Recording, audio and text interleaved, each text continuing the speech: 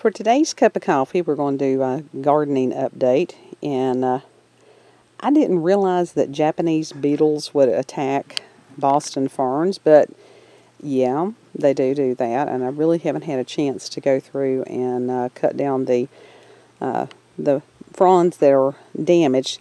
I will say that the two that I split, I had bought one that was about half dead, actually probably about 3/4 dead. Yes, we've got junk on the back porch that needs to be cleaned up. Went on YouTube and to see what to do to correct the problem. And this guy said, take it out of the pot, take a knife, cut it in half, put it in 2 new pots. It worked. It worked wonderfully well. So I don't remember the name of the YouTuber. I would have definitely given him credit, but I'm really thrilled at how those have come out. And look, all the way out here, we have pumpkin plants. Husband is a little bit beside himself because of the magnitude of the pumpkin plants. Yeah. See, that's wondrous to me. And he had planted quite a few more than he intended to. I think that different ones of him planted more seeds than realized. For those of you who do not know, yes, that was a hole in the yard. Husband has dissociative identity disorder, so I've always wondered, does that make me a bigamist?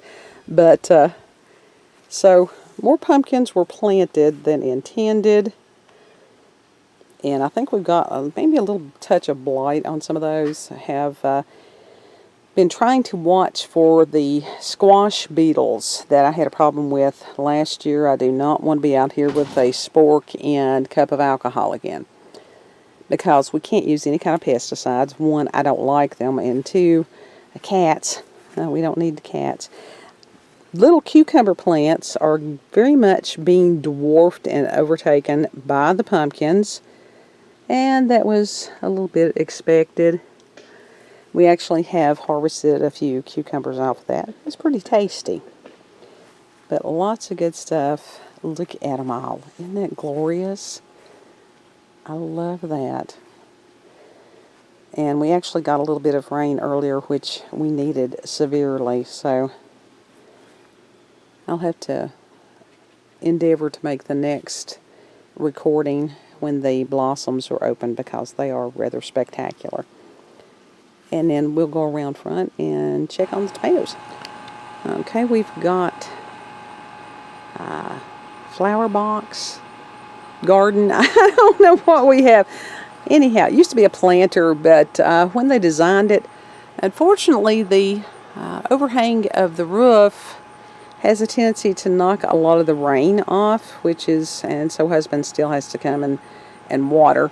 But we've got a couple of tiny tomato plants in there that I think those are the ones that he planted from seed, and that we were impatient and so went and bought the plants, and they're doing pretty good. We've got beginnings of tomatoes back there. Would help if I could find the zoom angle, wouldn't it? Bigger tomatoes here. Not sure how long it'll take before those ripen. This one is doing something. Our little pepper plant that has been dwarfed in there, it actually has a couple of blooms. We did get a couple of peppers. Those are the ones that are called Sweet Heat, and they're about the size of the habaneros. I picked them. I haven't tried them. We have another plant of mystery. Ooh, and this one came up. It was a volunteer plant. Had no idea. Oh, look, there's one of those things now. Look at that. See that? I fought those things last year. That one's going.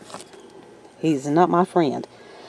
And what they do, they lay eggs, and then the larva will just absolutely decimate any kind of pumpkins. But this looks like plant of mystery from last year that took over everything. There were no seeds left, no anything left. Had pulled up the dead plants, and it came back. So excited about that, unless it takes over the tomatoes and then something may have to be done. We've got another tomato peeping out through there. Got some more blossoms on that. This one we have, I haven't picked this one yet, of course. These are the ones that are supposed to be, let's see, I think it's an Anaheim. Let me peep over there. Yeah. And that they said those are the ones that are actually used for chili relleno. So I'd like to think we had more than just the one. Looks like we may be getting some, maybe some little buds there at the top. And this little guy was the one that we had on the front, and we've had a severe problem with raccoons this year, like bad. And so to prevent them from totally breaking the plant, which has quite a few tomatoes on it, we moved him over here with the others because the raccoons don't seem to be messing with these plants too much. And then that's the little patio tomato. Husband picked a handful of them yesterday. We've got a bunch of them that can be harvested again today. They're wondrous. And I really like the fact that this is bush variety, that it doesn't get tiled, that it does just sort of spread out. And you can raise it very easily in a container. And here on the side, yeah, I found out that strawberries, there's a runner with no place to go.